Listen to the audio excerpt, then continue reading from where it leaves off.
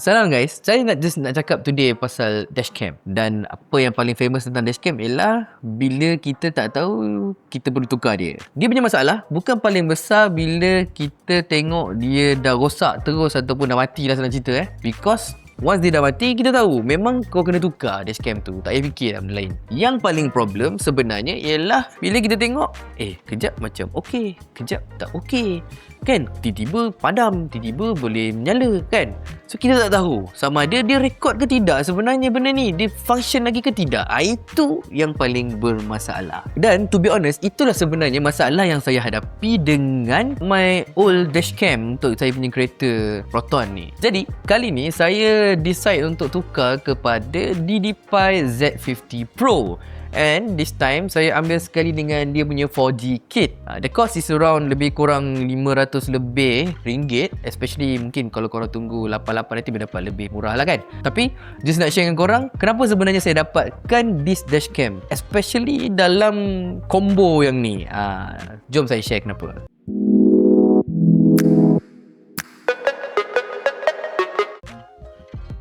So paling simple, bila saya nak cari pengganti for dashcam for my car, so apa kriteria yang paling penting bagi saya? Pertamanya, dia mestilah boleh rakam depan dan juga belakang. It must have a very good resolution lah. At least kalau apa-apa kita nampak lah kan details, nombor plate, kejadian dan sebagainya. Saya juga mahukan ada orang kata the ability untuk saya monitor dari jauh. Yang inilah kat situ kenapa saya decide untuk dapatkan the 4G monitor, 4G kit sekali lah. Pertamanya, dia punya kamera depan ataupun main kamera dia ialah dengan 4K resolution punya setup. Dan di belakang body of the camera ni sendiri, dia ada screen 3 inci. So dengan beberapa physical button di bahagian bawah dia. So screen ni boleh digunakan untuk kita check the angle of our camera. Lepas tu nak tengok status of recording dan juga nak ubah some basic settings. So bagi saya, this kind of setup is actually more than good enough for a dashcam lah kan. Especially main camera kat depan tu. Because kalau terlampau besar pun dia akan menyusahkan, mengganggu pemandu tu sendirilah. Lepas tu kita juga ada kamera untuk bahagian belakang kereta kita.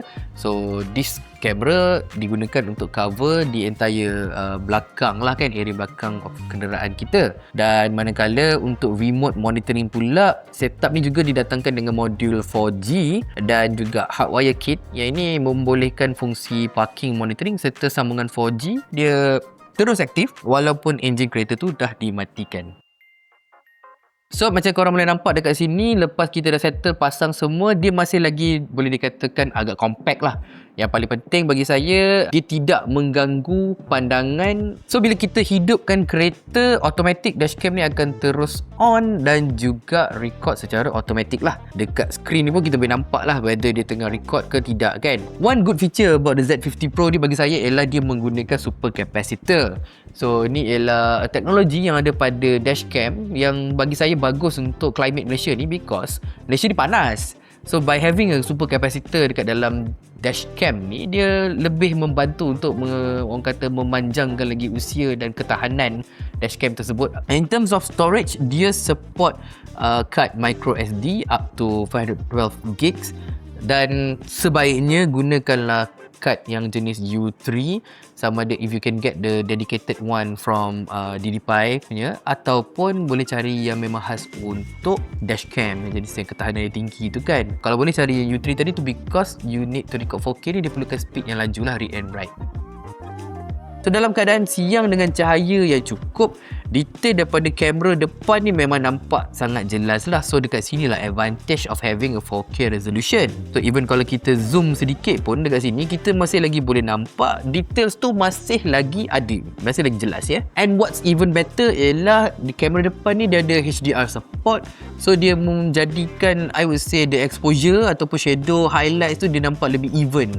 So ini membantu untuk dapatkan hasil kualiti recording yang lebih baik lah. Manakala untuk kamera belakang pula, kita boleh nampak dekat sini hasil dia masih okey, tak ada masalah untuk tengok keadaan dan kenderaan yang berada dekat belakang. Waktu malam ni dia lebih mencabar sedikit lah Kalau kita tengok dekat sini, kamera depan ni masih lagi handle kawasan gelap ni dengan baik lah kan. Even lampu jalan yang tak sekata, headlight kereta, dia masih lagi boleh nampak dengan jelas. So contoh macam kita dekat kawasan bandar yang ada lampu jalan, kawasan jalan pun masih lagi jelas. So dia memang tak ada masalah lah.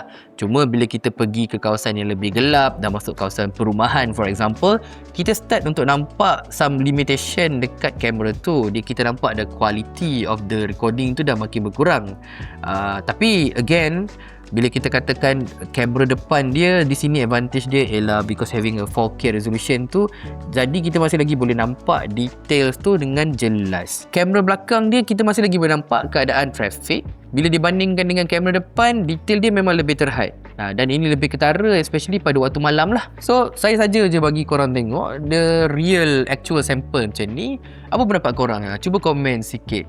Kan? Tak ada edit pun video ni memang macam tu lah rupa dia, keluar straight daripada the dashcam.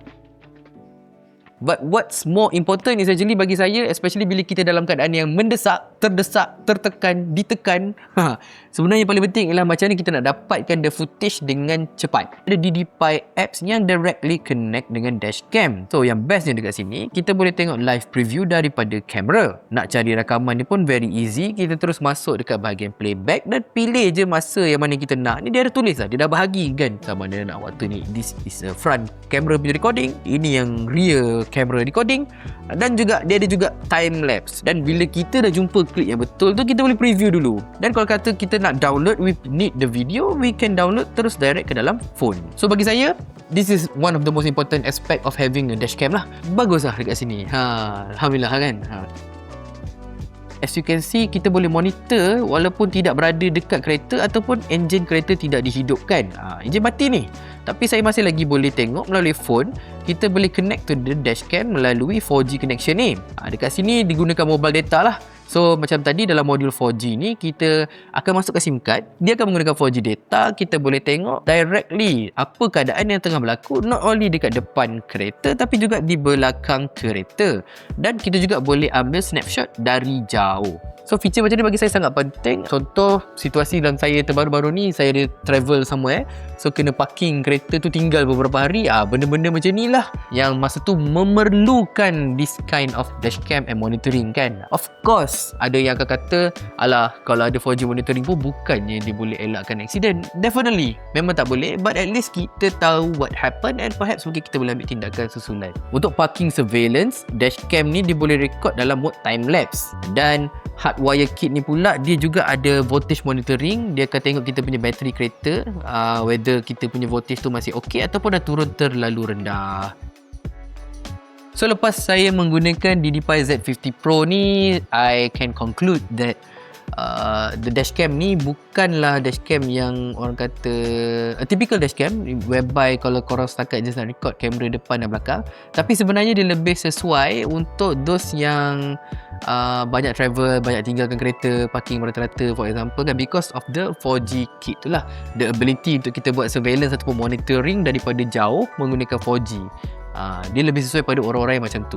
Kalau korang jenis yang macam just tak perlukan benda tu, memang parking ke tempat yang secure every time, then I think maybe korang boleh dapatkan another setup ataupun another offering from DDPi yang, ataupun dapatkan Z50 Pro tanpa 4G kit. Lebih murah lah kan. Dan bagi saya Z50 Pro ni bukan sekadar a very compact setup, dia juga memberikan quality decoding yang cantik, not bad, dan very, orang kata agak jelas juga dia punya details. Pada masa yang sama sebenarnya, one thing you should know is that kalau nak dibandingkan dengan competitors, established competitor lah ya, harga dia sebenarnya boleh dikatakan agak kompetitif. Kalau saya cek tadi, kira-kira pada hari ni boleh dikatakan harga sekitar 500 lebih. Perhaps kalau korang tunggu pada 88 ni, korang boleh dapat dengan harga yang jauh lebih murah dengan voucher yang macam-macam tu kan. So better dapatkan. Link kalau korang nak purchase dashcam ni ada saya letak dekat ruang description. So kalau korang suka video macam ni, jangan lupa subscribe, bantu saya untuk grow this channel, dan kita jumpa di next video. Bye bye.